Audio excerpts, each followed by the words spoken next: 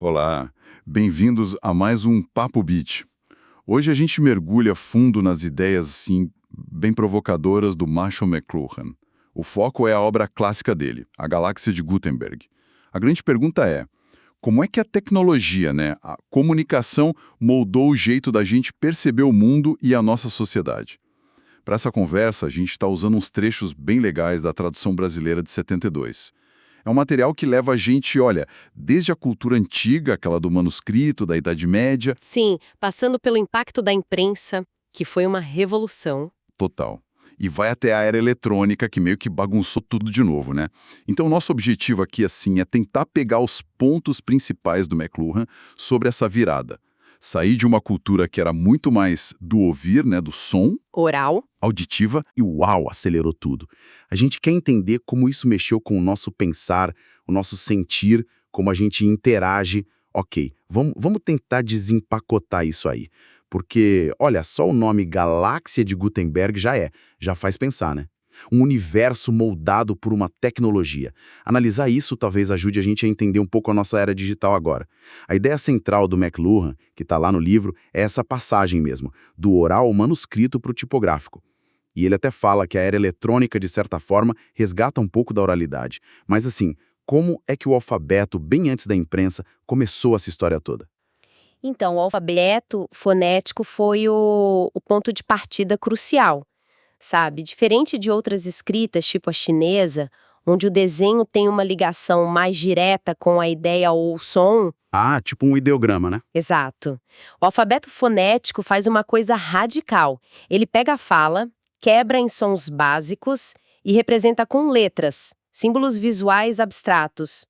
O McLuhan até cita um pesquisador, J.C. Carothers, Character, sim. que falou que foi como sair do mundo mágico da audição, aquele mundo mais coletivo, onde a palavra falada tem um peso, quase uma força física, e entrar no mundo neutro da visão.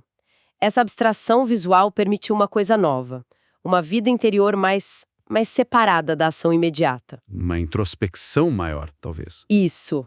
A ideia de que um pensamento pode ser só uma reflexão, talvez até sem efeito prático. Isso era quase impensável numa cultura totalmente oral, onde falar era fazer, a palavra tinha poder. Nossa, e isso me lembra direto daquela crítica do Platão à escrita, no diálogo do Thamos com o Teute, né? O rei Thamos, preocupado que a escrita ia acabar com a memória de verdade. Exatamente. As pessoas iam só saber onde achar a informação, tipo uma memória externa, uma reminiscência.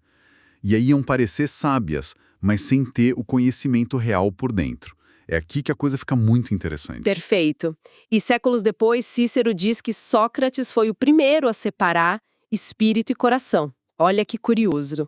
Sócrates, que não escreveu nada, viveu bem nessa fronteira, né? Entre o mundo oral e o começo da cultura letrada na Grécia. É verdade, ele estava ali na transição. E para McLuhan, o ponto é esse. Toda tecnologia nova de comunicação mexe na razão, na proporção entre os nossos sentidos. O alfabeto começou a dar mais peso para a visão, deslocando a audição do centro da experiência.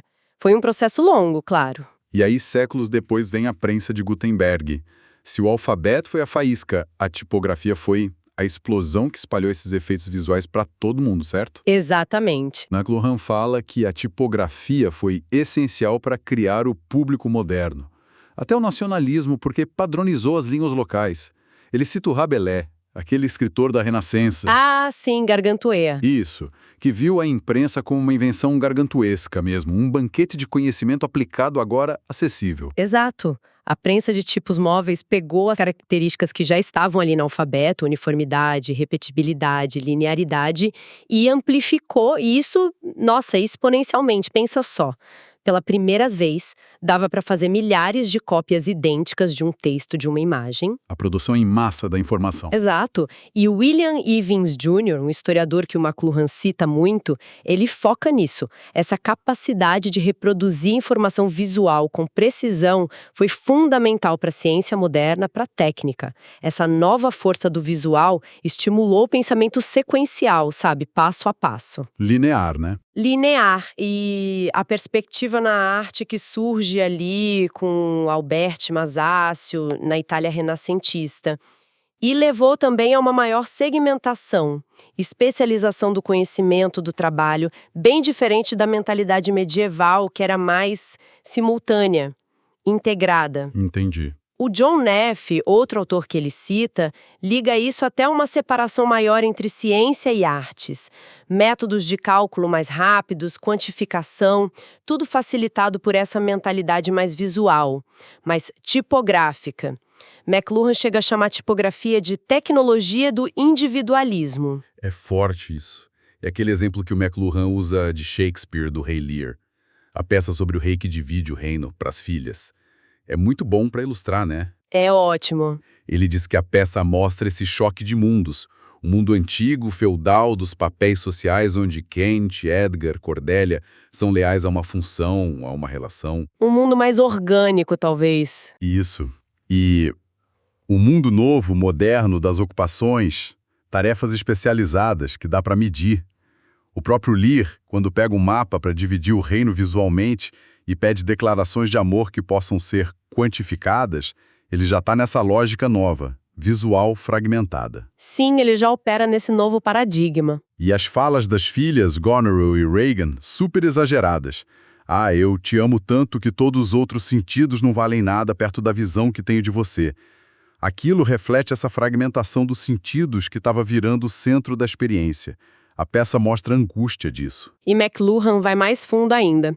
Ele sugere uma consequência psicológica enorme. Diz que a força com que a imprensa focou na visão linear, clara, consciente, acabou empurrando os outros sentidos, os modos de perceber mais holísticos, simultâneos, para um lugar novo, o inconsciente. O inconsciente? Como assim? Ele sugere que o conceito de inconsciente emerge culturalmente ali pelo século XVII. Aquilo que não se encaixava no molde visual e sequencial foi meio que reprimido, jogado para debaixo do tapete da consciência. Interessante. E ele cita Alexander Pope, um poeta satírico do século XVIII. Na Dunciad, Pope criticava a enxurrada de livros impressos. E o paradoxo é que ele acusava esses livros de promoverem um novo tipo de primitivismo. Como assim primitivismo? A imprensa não era o auge da razão? Pois é, mas Pope achava que essa avalanche de informação só visual podia despertar ecos da mentalidade tribal, uma ressonância coletiva. O inconsciente coletivo, então, surgiria como uma reação, sabe? Uma resposta subterrânea a essa onda de individualismo e racionalismo visual que a própria imprensa ajudou a criar. Que dinâmica complexa. E o tempo e o espaço? Como essas tecnologias mexeram com a nossa percepção disso? O McLuhan compara a visão de mundo mais cíclica ou simultânea da Grécia Antiga e da Idade Média. Sim, ele cita Van Groningen sobre isso, a menor ênfase no tempo linear cronológico. Com o surgimento do ponto de vista fixo e da perspectiva visual da Era Moderna, que o Ivens detalhou tanto. A leitura é um exemplo perfeito, de novo. Na Antiguidade, na Idade Média, o normal era ler em voz alta, mesmo sozinho. Autores como Kenyon Scheitor mostram isso, e tem a famosa história de Santo Agostinho, que ficou chocado ao ver o mestre dele, Ambrósio, lendo em silêncio. Era estranho. Ler em voz alta mantinha os sentidos conectados, então. Exatamente. É o que a gente chama de sinestesia, né? Aquela mistura das percepções. A palavra era vista, era ouvida por dentro e por fora, era sentida na vibração da voz, uma experiência rica, multissensorial. E a imprensa mudou isso. Mudou. Os livros ficaram abundantes, baratos. Isso estimulou a leitura silenciosa, puramente visual. A leitura ficou mais rápida, claro, o olho vai mais depressa, mas silenciou a voz externa e, com isso, reduziu essa experiência sensorial completa. Faz sentido. E a ideia de espaço, McLuhan traz uns exemplos ótimos de como o espaço nem sempre foi pensado visualmente, né? Sim, muito bons. Ele cita o Edmund Carpenter falando do espaço para os esquimos, os inuits. Seria um espaço mais acústico, tátil, menos contido por um quadro visual. E a arte das cavernas. Também. Ele menciona o Siegfried Giedion. Aquelas pinturas não têm uma perspectiva única. Parecem expressar relações mais dinâmicas, talvez táteis, auditivas. A sugestão do McLuhan é que foi o alfabeto fonético com essa abstração visual dele que preparou o terreno para o espaço euclidiano. Aquele espaço da geometria, né? uniforme, contínuo, que a gente mede e que parece tão óbvio para nós hoje. Exato, que parece o espaço natural, mas na verdade é uma construção cultural também, ligada a essa primazia do visual. E o exemplo da China é crucial para o argumento dele, né? Fundamental. Como o historiador Latourette aponta, os chineses inventaram os tipos móveis muito antes de Gutenberg, séculos antes. Mas não teve o mesmo efeito. Por quê? Por causa da escrita. A escrita chinesa é ideográfica. Cada símbolo representa uma ideia, uma palavra inteira. Não tem aquela quebra radical do som em letras abstratas, como no alfabeto. Então, não houve a mesma separação tão forte entre visão e audição. Entendi. A tecnologia estava lá, mas a base cultural da escrita era diferente. Exato. E por isso, a imprensa não causou lá a mesma transformação cultural profunda que aconteceu no Ocidente. O mesmo individualismo, o mesmo nacionalismo, não veio da mesma forma. Tem um outro exemplo que ele usa que é bem forte, sobre filmes na África. Ah, sim. É de um estudo do John Wilson, nos anos 50. Ele mostrou filmes ocidentais para públicos na África que não estavam acostumados com essa linguagem visual. E as pessoas tinham dificuldade de ver a cena inteira, como um todo. O olho ficava escaneando os detalhes um por um. Não pegavam o quadro geral de uma vez. Isso. E o mais incrível, quando um personagem saía de cena, saía do quadro da câmera, o público ficava agitado. Perguntavam para onde ele foi, não aceitavam a convenção de que ele só saiu do nosso campo de visão por um momento. Nossa. Isso mostra como o nosso jeito realista de ver o espaço no cinema, na arte, é muito uma convenção que a gente aprendeu. Está ligada à cultura letrada, alfabética e foi reforçada pela imprensa.